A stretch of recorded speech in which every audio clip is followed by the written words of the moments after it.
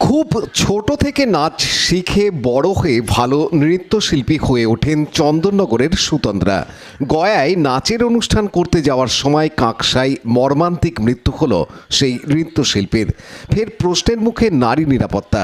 দুর্গাপুরে কাঁকসার পানাগড়ে মদ্যপ ইফটিজারদের দৌরাত্ম্য, তরুণীর গাড়িকে ধাওয়া, শেষে ইফটিজারদের গাড়ির ধাক্কায় উল্টে গেল গাড়ি।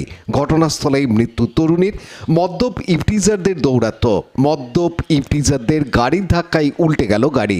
ঘটনাস্থলেই মৃত্যু সুতন্দ্রা চ্যাটার্জি নামে বছর ২৬-এর এক তরুণীর। দুর্গাপুরের কাঁকসার পানাগড়ের এই ঘটনায় ফের প্রশ্নের মুখে জাতীয় সড়কে নারী নিরাপত্তা। চন্দননগর নাড়ুয়া পাড়ায় বাড়ি সুতন্দ্রা চ্যাটার্জির। গতকাল রাত 10টায় বাড়ি থেকে বেরোয় গয়া যাবার উদ্দেশ্যে। সঙ্গী ছিল আরও 4 জন। দুর্গাপুরের বুদবুদের একটি পেট্রোল পাম্প থেকে তেল ভরে 19 নম্বর জাতীয় সড়কে ওঠা মাত্রই মহিলার গাড়িকে ধাওয়া করে সাদা রঙের মদ্যপ ইফটিজারদের গাড়ি। মহিলার সাথে থাকা সহকর্মী ও গাড়ির চালকের অভিযোগ, অশ্লীল ইঙ্গিত শুরু করে ইফটিজাররা, কটূক্তি করতে থাকে। এরপর গাড়ি নিয়ে ধাওয়া করে। গভীর রাতের এই ঘটনায় রীতিমতো ভয় পেয়ে গিয়ে মহিলার গাড়ির চালক গাড়িটিকে কাঁকসার পানাগড়ের দিকে নিয়ে চলে যান। নিস্তার মেলেনি এরপরও। ধাওয়া করতে করতে দুরন্ত গতিতে ছুটে আসা সাদা রঙের ইফটিজারদের গাড়ি সজোরে ধাক্কা মারে সুতন্দ্রাদের 4 চাকা গাড়িকে। উল্টে যায় গাড়িটি। মৃত্যু হয় ঘটনাস্থলে। বাকি 2 জনকে আহত অবস্থায় বেসরকারি হাসপাতালে ভর্তি করা হয়েছে। অল্প বিস্তর আঘাত পেয়েছেন তারা। কাঁকসা থানার পুলিশ এই ঘটনায় তদন্ত শুরু করেছে। সুতন্দ্রার প্রতিবেশীরা মেনে নিতে পারছেন না এই ঘটনা। তারা চাইছেন দুষ্কৃতীদের শাস্তি। সুতন্দ্রার বাবা সুকান্ত চ্যাটার্জি ছিলেন রেলের ঠিকাদার। 9 মাস আগে ক্যান্সারে আক্রান্ত হয়ে মৃত্যু হয় তার। নাড়ুয়ার বাড়িতে আছেন সুতন্দ্রার বৃদ্ধা দিদিমা, ঠাকুমা আর মা তনুশ্রী খবর পেয়ে ভোরেই দুর্গাপুরে বেরিয়ে গেছেন। খবর পেয়ে সুতন্দ্রার বাড়িতে পৌঁছান চন্দননগর পুরসভার 2 নম্বর ওয়ার্ডের কাউন্সিলর মোহিতী নন্দী। তিনি বলেন, সুতন্দ্রার বাবা সুকান্ত আমার সহপাঠী ছিল। এখনও বছর ঘোরেনি তার মৃত্যু হয়েছে। তার মধ্যেই তার মেয়ের মৃত্যুর খবর মেনে নিতে পারছি না। যা শুনছি সেটা যদি সত্যি হয় তাহলে এই ধরনের দুষ্কৃতীদের ক্ষমা করা উচিত নয়, দৃষ্টান্তমূলক শাস্তি দেওয়া উচিত। নাড়ুয়া এলাকায় এই খবর ছড়াতেই লোকজন ভিড় করতে থাকে সুতন্দ্রাদের বাড়ির সামনে। প্রতিবেশীরা বলেন, ওকে আমরা মাম বলে ডাকতাম। রাস্তার কুকুরদের ডেকে ডেকে খাওয়াতো। খুব ভালো ব্যবহার করতো আমাদের সাথেও। খুব ছোটবেলা থেকেই নাচ শিখতো। নাড়ুয়া মেন রোডে ওদের বাড়ি ছিল আগে। অনেক দিন আগে রায়পাড়ায় চলে আসে। খুব ভালো নাচতো। বন্ধুদের নিয়ে একটা নাচের গ্রুপ তৈরি করেছিল। সেই গ্রুপ নিয়ে বিভিন্ন জায়গায় অনুষ্ঠানে যেত। দুঃখজনক ঘটনা। ওর বাবা আমার দাদার মতো ছিলেন। বাবাও মারা গেছেন কিছু মাস আগেই। তো বাড়িতে 4 জন মহিলা, শুধু 2 জন বয়স্ক মহিলা, একজন ঠাকুমা ওর, একজন দিদা আর ওর মা আর ওই বাবা চলে যাওয়ার পর পুরো সংসারের দায়িত্বটা নিয়ে সুন্দরভাবে সুষ্ঠুভাবে চালাচ্ছিল, কাজ করছিল। তার সাথে খুব কর্মঠ মেয়ে, খুব মাথা ঠান্ডা রাখার মেয়ে।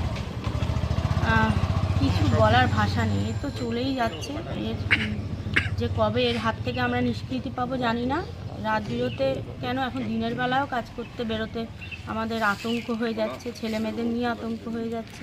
এইভাবে একটা দৃষ্টান্তমূলক শাস্তির দরকার আছে, যাতে এগুলো বন্ধ হয়। একটু ভাবা উচিত সবার, আমার মনে হয়। আমি তো একবেলা কাজ করি। আমি কালকে যখন কাজ করে গেছি 12:30 থেকে 1:30টার মধ্যে কাজ করে চলে গেছি, তখন মানে বাড়িতে ছিল। তারপর আরো আমি কিছু জানি না।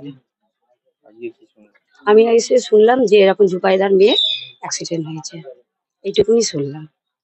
আর মানে উনি কি করতেন? কি করতেন দেখুন, ও তো কি প্রোগ্রাম করে এইটুকুনি জানতাম। তো কি করতো সেটা আমি এতটা জানি না। প্রোগ্রাম করতো এইটুকুনি জানি। আচ্ছা আচ্ছা। বাড়িতে যারা প্রোগ্রাম করতো তারা আসতেন? আমি ওই একবেলা কাজ করি, আমি তো দুবেলায় আসি না। মানে যেই টাইমে থাকে সেই টাইমে বাড়িতে। আমি তো জানি না যে কখন টাইমে প্রোগ্রাম হতো কি না হতো। ভালো, আমি বললাম তো, কালকে আমি যখন কাজ করে গেছি তখন খাটে বসেছিল, এইটাই জানি। এবার আমি তো একবেলা কাজ করি। আপনাদের সাথে সম্পর্ক কেমন ছিল? ভালো, কিছু বলতো, আমি মানাই করে ডাকতাম, ওইটুকুনি। পশুদেরও তো খুব ভালোবাসতেন। হ্যাঁ, পশুদেরকে, জীবজন্তুর কিছু হলে ওষুধ পাড়া লাগানো, ওষুধ খাওয়ানো, তাকে নিয়ে এসে ঘরে রাখা, কুকুর বেড়াল এসবগুলো করতো। খুব কষ্ট লাগছে, আর কি বলবো, ছোট থেকে দেখেছি তো। এরকম একটা ঘটনা ঘটবে মানে ভাবতে পেরেছি? না, ভাবতেই পারিনি। আমারও ছেলে আছে একটা, আমার মানে খুবই ভয়, রাত্রিবেলা কাজ থেকে আসে এরকম মানে হ্যাঁ, মামের সাথে দেখা হতো, এখানে আসতো দোকানে, বাড়িতে থাকলেই দোকানে আসতো, ঘুরতো, এখানে কুকুর খেতে দিত। মেয়ে খুব ভালো, মা বাড়ির লোকই সবাই ভালো। খুব, বাবাটা মারা গেল এই সেদিনে। কি করতে? বাবার ব্যবসা ছিল, বাবাও গান বাজনা এসব করতো। মা বাবা এও গান বাজনা এসবই করতো। খবরটা পেয়েছি জাস্ট একটু আগে, তো পুরো ডিটেলসটাও এখনো পর্যন্ত আমাদের কাছে নেই, কারণ হচ্ছে তার বাবা বছরখানেক আগেই মারা গেছে, এবং ওর বাবা হচ্ছে আমার স্কুলমেট। তো পরিবারটা বাবা পিতৃহারা হওয়ার পরে খুবই অসুবিধার মধ্যেই ছিল। তো যাই হোক, মেয়েটা ছোটবেলা থেকেই ভালো মেয়ে, পড়াশোনা ভালো এবং গান বাজনা ভালো করতো, এবং পরবর্তীকালে একটা গ্রুপ খুলেছিল যেটা পশ্চিমবাংলার বাইরেও বিভিন্ন জায়গায় বিভিন্ন অনুষ্ঠান করতো। তো কর্মসংস্থানের কিছু ব্যবস্থা করেছিল ও, আর ওর ভাই, পিসতুতো ভাই, দুজনে মিলেই এটা অ্যারেঞ্জ করতো, এখান থেকে বিভিন্ন বাইরে অনুষ্ঠান করতে যেত। তো সেরকমই কোনো অনুষ্ঠানকে কেন্দ্র করে কালকে রওনা হয়েছিল রাত্রিবেলা। আজকে সকালবেলা গাড়ি অ্যাক্সিডেন্টে মেয়েটা মারা যায়।